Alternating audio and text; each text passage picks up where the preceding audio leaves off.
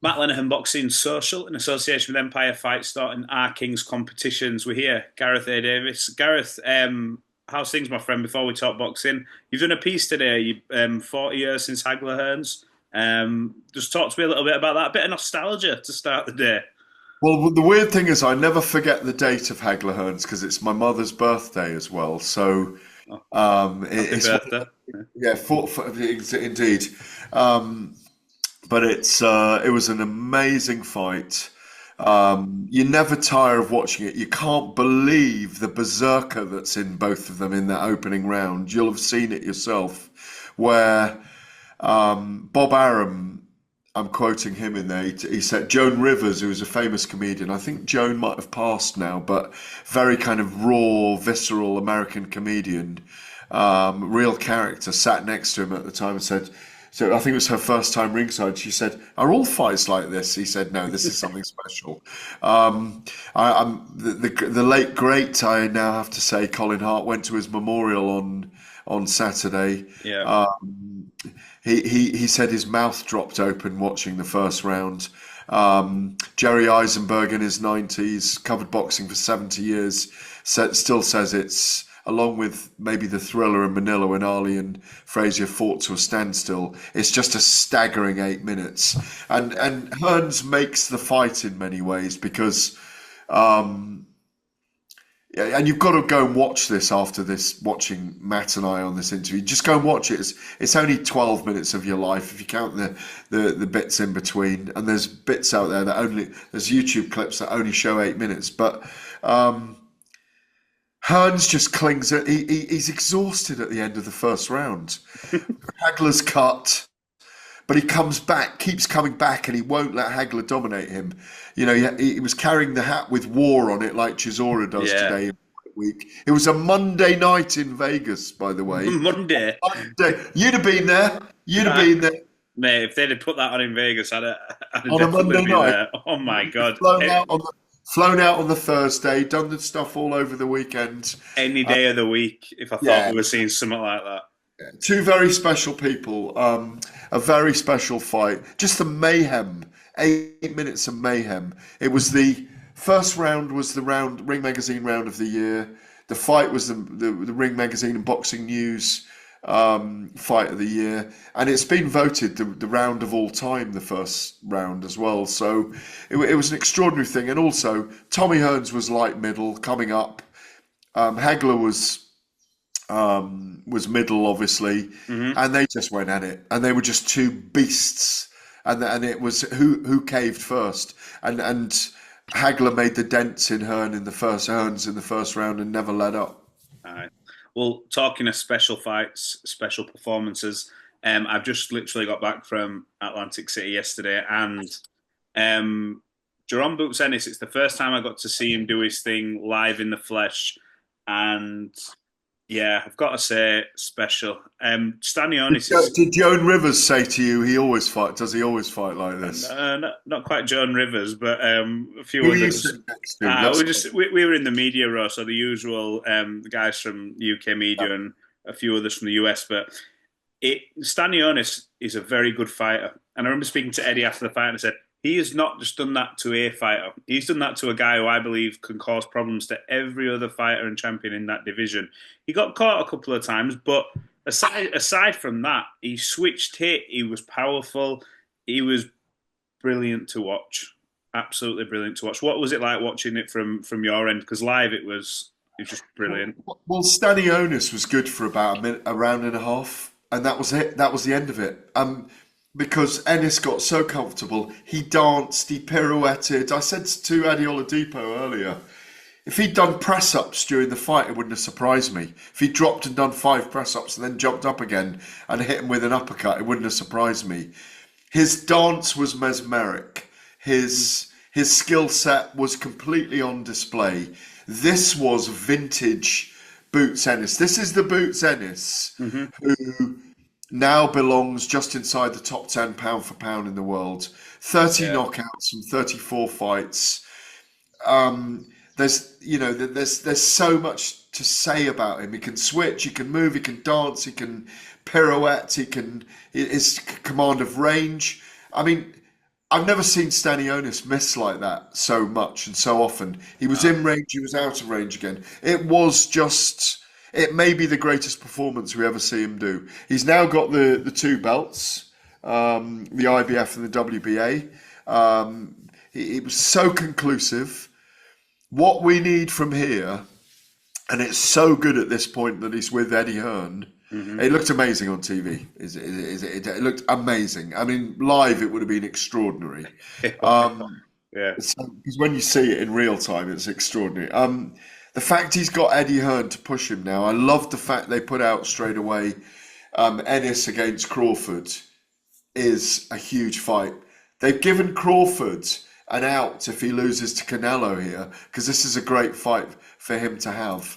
And he could fight, he looks good enough to fight Crawford at light middle, or Jaron or Virgil Ortiz at light middle, or wait for this one, if Conor Benn beats Chris Eubank Jr., a fight with Conor Benn at welterweight.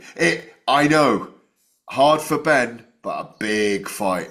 And yeah, not disputing hard for Ben. I think at the minute they were talking about who the other champions in the division. Norman. Brian Norman Jr. Who was coming off a win. Look, it was a win coming off, and look, Eddie was keen to point this out, and doesn't take nothing away from his ability. It was a Michaela Mayer undercard, and they were talking about purses. But if Jaron Ennis has aspirations to become undisputed, like I think he does, there's him, there's Mario Barrios. They've just worked with PBC for this fight, so maybe there's legs in. Look, then the PBC want to see potentially another one of their champions up against them and give a belt away. That stops them making future big fights. So there's a lot of variables in this. I mean, Virgil Ortiz, the division above for me is a fight I really want to see. That is a mega fight. And I think the styles, when you think about the silhouettes moving of Jaron Ennis and Virgil Ortiz, you could see the surgeon-like skills. He was like a surgeon, wasn't he? The surgeon-like skills against the bullishness of Ortiz. Wow, what a fight that would make, Matthew. Do you remember? I mean, I'm not comparing them because they were slightly different. You're about to. No, I'm not. I'm a little bit. There's one aspect years ago, and it was at Atlantic City, Mayweather Gatti. I'm not comparing Gatti to Stanionis or Boots in particular to Floyd, but one thing that from that fight was it was almost laser pinpoint accuracy from Floyd in that fight, and I saw glimpses of it in Boots where he was lighting him up, and you're looking, going, you know what, in the same arena, like these kind of performances, they bring out special moments. And yeah, I think that was his real coming out party at the weekend. He will work really well against anyone that comes forward in an aggressive manner against him. That's why I say Virgil Ortiz or even a Conor Benn. Because, you know, you'll have been around Boots Ennis. He's not the biggest guy in the world. He looks very big in a ring because he's got an extraordinary physique, you know, and he's very balanced. The upper body fits with the legs. He's not got chicken legs. He's a very solid guy, but he's not the biggest guy in the world. And that's what. Listen, I'm pushing Conor Benn forward, but he's got to get through Chris Eubank first. Absolutely, he does. You know what? In terms of stables, and I think everybody for the past 12 months, and rightly so, has been talking about the heavyweight stable of a Queensberry and some of the young fighters they've got through, and I think that's rightly so, actually, because they have. But when you look at sort of when you pick the bones out of Eddie Hearn's global stable, and you look at Azaquin Moses and Omari Jones, and you look at this next sort of crop coming through, which he's sort of carefully positioned. He's obviously got a Dimitri Bivol, Jaya Pataya, Jerome Boots Ennis, Shakur Stevenson. He's actually got quite a lot of people who you would say are top 10 pound for pound as well. So on a global stage, what do you make of sort of what Matchroom are doing in the States now? Because criticism at the start, maybe I think when they came in, but they're slowly, I think they're unearthing these talents now and they're getting them at a young age too. Well, I mean, they've been there 7 years, haven't they? I mean, it's quite a long time. Obviously, did you see Winkle there? Did you see Anthony? Was Anthony leaving there? What a man. Yeah, it cracks me up. Lovely man. I miss him, I must say. I miss him, seeing him very often. Oh, hello, Poodle's here. Yeah, he is, yeah. The little pooch is there. Well, all good? Yeah? Yeah, Good. but go on, sorry, I'm interrupting, go on. No, no, I was going to say, look, Eddie Hearn's always had a decent stable. Where he struggled is heavyweights at the moment, with Frank Warren dominating that heavyweight scene. In fact, you can make an argument that Frank's got too many heavyweights. But Everyone's struggling against Warren's heavyweights. He's got yeah, 13 of the top 15, I think, is it? yeah. But I agree with you. I think certain things, it's a very good point to make right now, that certain things are coming to fruition for Eddie. Some gambles, some not.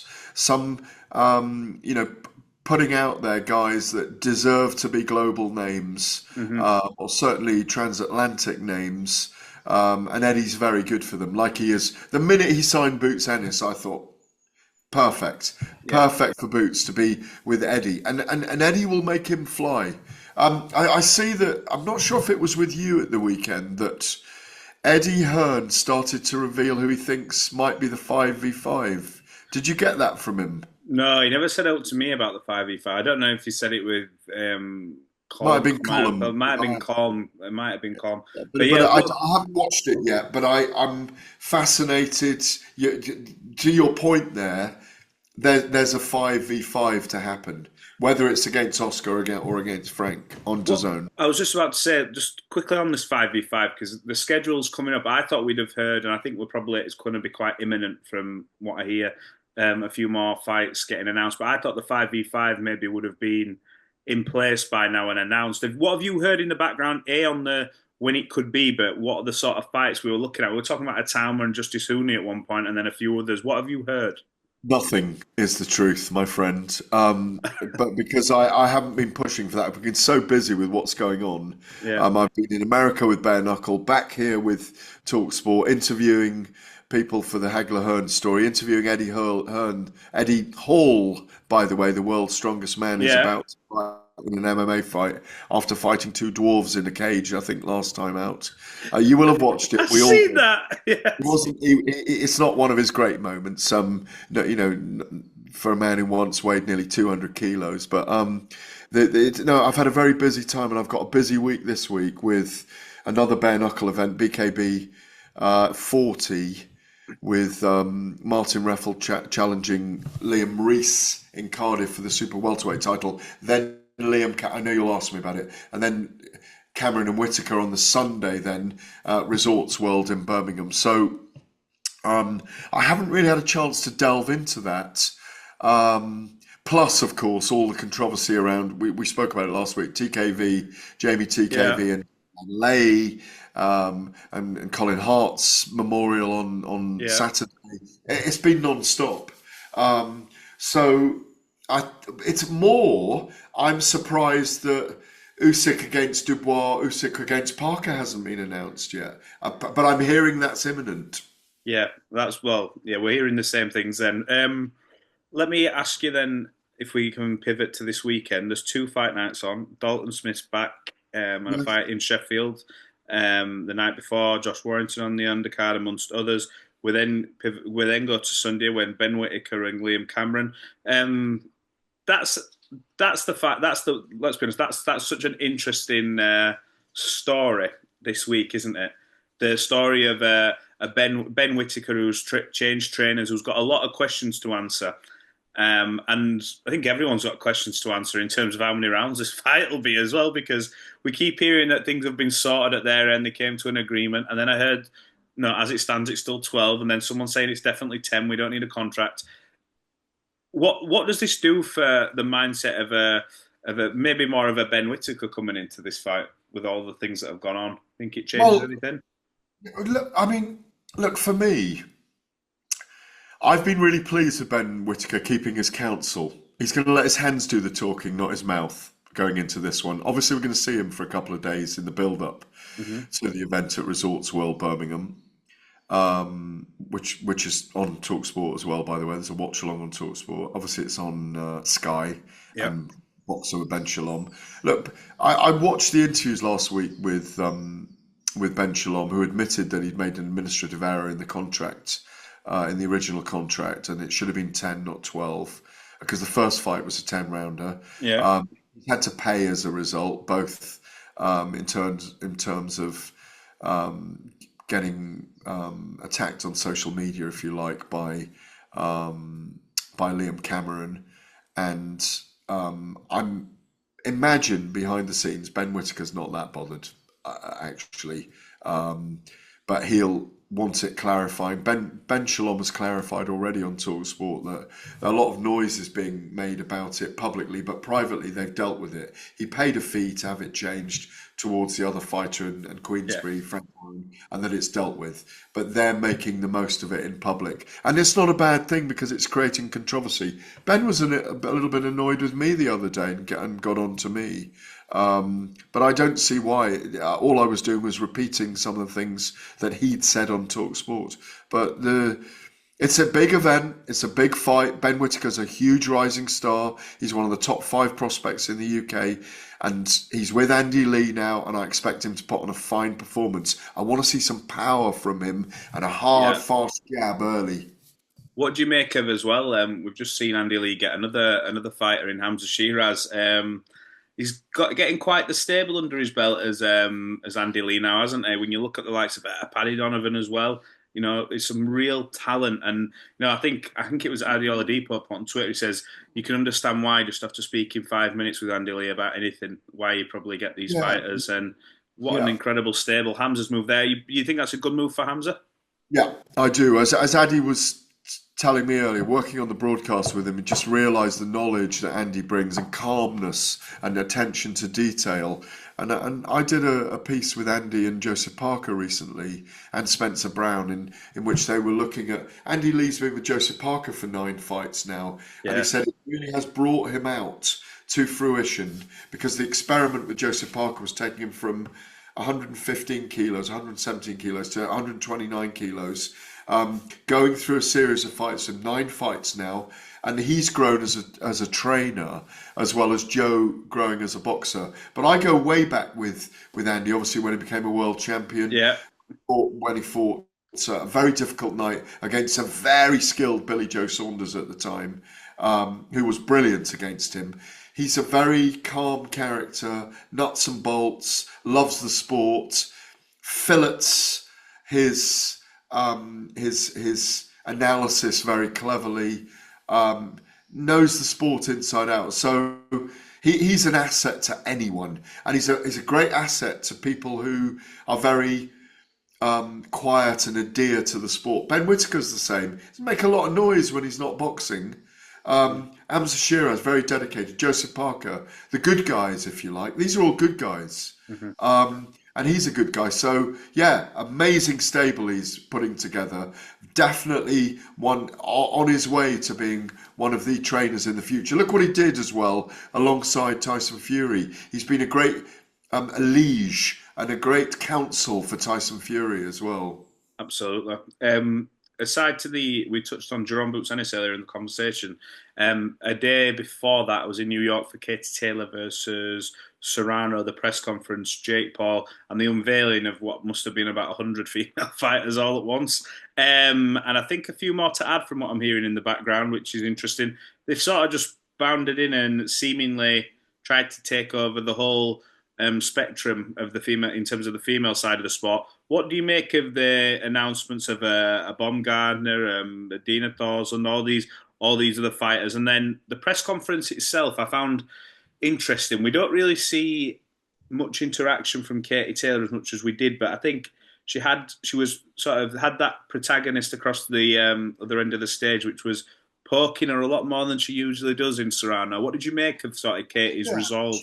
She got ambushed a little bit, and they got a little bit of heat out of her, which is good because it's great to see. Because Katie, I always think of Al Foran doing Katie Taylor, impersonating her in that very quiet voice, and you have to lean in with Katie when you're interviewing her, don't you? If you notice, you lean in. She's not given to explosive kind of smack talk or anything like that. They got into her. I mean, and you mentioned Jake Paul, who's taken over. He said when they fought for the first time 3 years ago in April 2022, he said, I'm going to give something back to women's boxing. And when they came on that global tour a couple of months before here to London, he was genuine about it. And when you look at what he's done for women's boxing, it's extraordinary.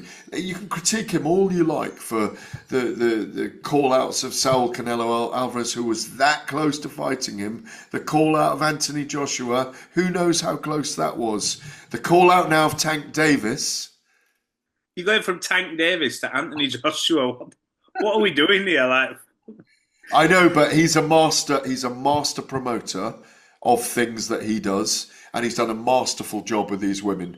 I think they pulled off a master stroke with Amanda Serrano wearing the head guard because they think Katie Taylor's very dangerous with her head. She can be any which way or lose. And not lose is Katie Taylor's métier in the ring. Her modus operandi. She will refuse to buckle against anyone. She gets dirty at times. She lets her fists go. Ellie Scotney signed by them. Alicia Baumgardner. I think they could take over women's boxing. Well, I think they have. And he's giving great opportunities. 65 million people watching Taylor Serrano 2 on Netflix. I thought Serrano won that 6-4, if I'm honest. Well, the second one. The second one, yeah, I do. And I don't think Taylor will budge on 3-minute rounds. And that's just the way it is. Because 3-minute rounds would really mitigate against her with someone like Amanda Serrano, I think. Because Katie's got that 2 minutes in her. But she does fatigue in the rounds, comes back strong the next one. But Serrano got the poise to go 3-minute rounds, there's no question. I actually loved her response to that because she actually said, well, look, I'm only answering what's being said. I've always been this person, but I've not really had to answer anything. I loved the response to the 3-minute round saying, well, actually, we were talking about 3-minute rounds as well. We were supposed to get knockouts in that. How many knockouts did you get in them 3-minute rounds? And I thought, that's perfect. She sort of just dropped it in there. The A side, and I'm 2-0 up, and I don't need this fight if I don't want to. And she's got a case there in some ways as well. Can't wait for that. When's that? July the 11th. Yes, I want to say yes. I think looking Friday at the night. schedule, was that? Friday night, isn't it? Yeah. Yeah. What else was I going to say? Yeah, I think I was going to touch on the Jake Paul stuff. He's got a fight getting announced this week. I'm hearing it could be potentially Chavez Jr. Don't know if you've heard anything else. Carl Frocher's quiet at the minute. I wondered if a deal had maybe been done with him in the background. I think he's struggling with one hand behind his back because he probably needs both hands to get the job done. And Carl's become everyone's friend now, hasn't he? He has a little bit, hasn't he? He's succumbed. Since he sat down with Turki Al-Sheikh, he's become everyone's friend. Turki's calmed him. He's calmed him in a great way. So listen, I love Carl. You know that he's a brilliant character and a friend in the sport whose career I covered in forensic detail, and it will never be any different than great friends. Even though he beat me up on the beach in Dubai. I have seen that. I've just seen comments. I've just seen comments on... and then complained now that he had a bad back. Oh, come on. All friends here. I've seen comments, the BBC put something out with Bob Arum. I think it was an interview with Steve Bunn saying he doesn't believe Tyson Fury will come back again. But I've also seen Tyson Fury more active on social media, in the gym, hitting a bag, going for a run. Now, look, I think he'll train regardless anyway, so whatever we want to read into that, we read into it. He needs that for his mental health, Matthew. Yes, I was going to say, I think that's just part of him anyway. But is it going to be a case of one day he just wakes up maybe and thinks, let's just run this, and that'll be whenever he feels like it? Yeah, I mean, I've spoken a couple of times to Spencer Brown, obviously who's very close to him and is his manager and a friend. And Spencer says there aren't signs that Tyson's particularly interested in boxing again at the moment, nor does he need to. Both Frank Warren and Bob Arum, who've promoted him, have said that, listen, we really don't mind if he's decided to hang it up forever. That's fine with us. Those 3 Wilder fights took so much out of him, as did the 2 Usyk fights. Mm-hmm. It wouldn't surprise me if he never boxes. It really wouldn't surprise me. But it wouldn't surprise me either if he's away for 2 years and says, oh, you know what, I fancy one more rumble. Mayweather Yeah, did that a couple of times where people said, "Oh, it's time for him to end. We're not interested anymore." He left it long enough yeah. that people missed him. He did it about 3 or 4 times. He did it Did after, it I 3 times. Yeah. think he did it after De La Hoya came back and fought Hatton. Did it after Hatton came back from Marquez. He did them all at good times. I think he was 2 years Yeah, removed since he but fought what it, Marquez. he just captured the zeitgeist that there wasn't a big fight going on. Oh, Mayweather's coming back. Oh, he's against a guy that might knock him out this time. And so, you Yeah. know, it's look, that Joshua fight is always there for Tyson Fury.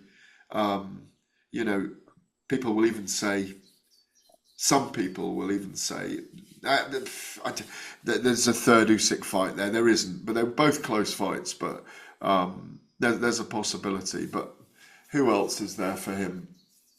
I don't think there's anyone else there for Anthony him. Joshua. Anthony Joshua. Let me ask you just finally I before think Joshua will fight Wilder before Joshua fights Fury, by the way. Spencer Fearon told me exactly the same thing. He says Wilder will have this Makes comeback sense. fight. The nostalgia will kick in for that as well, and that Yes. could get made. What Wilder needs the optics of a knockout or of a victory, or showing that those big mutts, those big hocks can still land and he can still pull the trigger. We need something from him to say, you know what, if Still he got can it. do this. We need an if in that fight, I think, now. I want last one from me. The Chris Eubank Jr. fine was explained by Robert Smith on TalkSport, and how the fine came to 100,000. What's your opinion on the amount? And obviously, the amount is dictated clearly by how much they're making. Because if we saw this on this Saturday and it happened between two sort of mid-level card fights, I don't think we'd see 100 grand fine. And do you think that that is warranted because of the image it leaves on the sport? Because when I look at it from two different aspects, this eggs incident has now been used, I think, in a promo video as well. So everyone's going off it. So everyone's making money off it. But yet Chris has been fined now as well, 100 grand. What's your opinion on it? Well, I think there's a dichotomy here, which is the the egg gate, the smashing of the egg to the right hand side of Conor Benn's face by Chris Eubank Jr. at that first press conference, inculcated a massive promotion for the fight. It was very, very successful what he did. It created a moment of drama that has accelerated the fight into a big, big pantheon. However,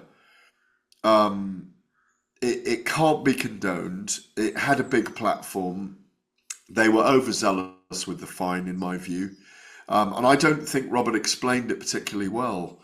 I had done an interview with him the week after, Mm-hmm. trying to get a reason for the fine. He didn't really explain it very well to me either, which was, and obviously the money goes to their Charity.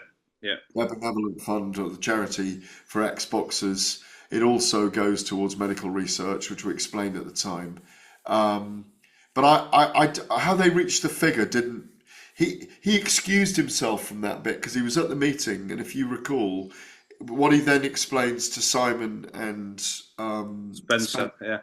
is that he left the room for the fee to be, which is a great to be decided by the stewards, which by the board and the stewards, which is great, but it didn't make any sense when he said that the whole card, which is massive, would be jeopardised had he injured Ben with a piece of egg in his eye or anything like that. But because 2.5 years ago, Conor Benn took performance-enhancing drugs, or had performance-enhancing drugs in his system in 2 separate tests that stopped the fight going ahead. So, who's more at fault there? What did he get fined for it? Maybe you could say that he paid a massive price with the extortionate fees that he's had to pay for his lawyers. Look, I'm glad the fight is taking place. It's a very clouded place. Mm. And we've talked over and over and over it for 2.5 years. I'm close enough to both fighters to have fallen out with one of them, and a microphone being banged and for a TalkSport mic, and then friends again. And look, I wish both of them well. It's been a really rough period for Robert Smith and the board over this because there's so much mired in legalese that he's muzzled in a lot of things he can say. And I've had a lot of private conversations with Robert, and he won't reveal very much. And he will talk to some of us off the record who he's known a long time. It's been less than satisfactory, but Conor Benn has been vindicated in the Yeah. in the hearings he's had. So he has been cleared in that sense, if not exonerated fully. So we are where we are with it. It's not 100% satisfactory. It's a problematic situation. Strict liability has been ridden over roughshod, but there are things in the background that will eventually come out, which I believe will assist Conor Benn's case eventually in the long term when it does come out. Yeah. Things that I'm not going to say. No, no. I think the Connor situation. I think sort of being come and sadly it is what it is. And like I said, Robert, you can tell maybe he can't say a lot because of legal stuff. But he said, look, he'll be licensed to fight, and that's where it is. So for that point of view, fair enough. That's to one side. I would just staggered at 100 grand. I just thought 100 grand. It was very, very strong. I don't think it's right, and I hope he's appealed it because he had the right to appeal as well. By the way, Yeah, he has appealed it. He's appealed it. He has appealed. Yeah, well, it'd probably be halved, but it's an indication based on the size of the event, and he said it was means tested, which means they had an idea on what he's earning. He's probably earning close to 10 million or 9 million for the fight. So, it's small fry compared to what he's earning. He just needs to go in there and do the job because it's a bigger embarrassment level for Chris Eubank Jr. to lose this fight than Conor Benn. But if Conor Benn wins to complete the circle, they'll be screaming for Jaron Ennis. Yeah, agree. Gareth, it's been a pleasure catching up. We will Absolute pleasure for me, lifesaver. We'll chop it up again, I'm sure, sometime soon. And yeah, I'll catch up with you after this weekend's fights. A lot to look for. Catch up with you very soon. Very suave, my friend. Cheers. See you in a bit. Bye-bye. Cheers.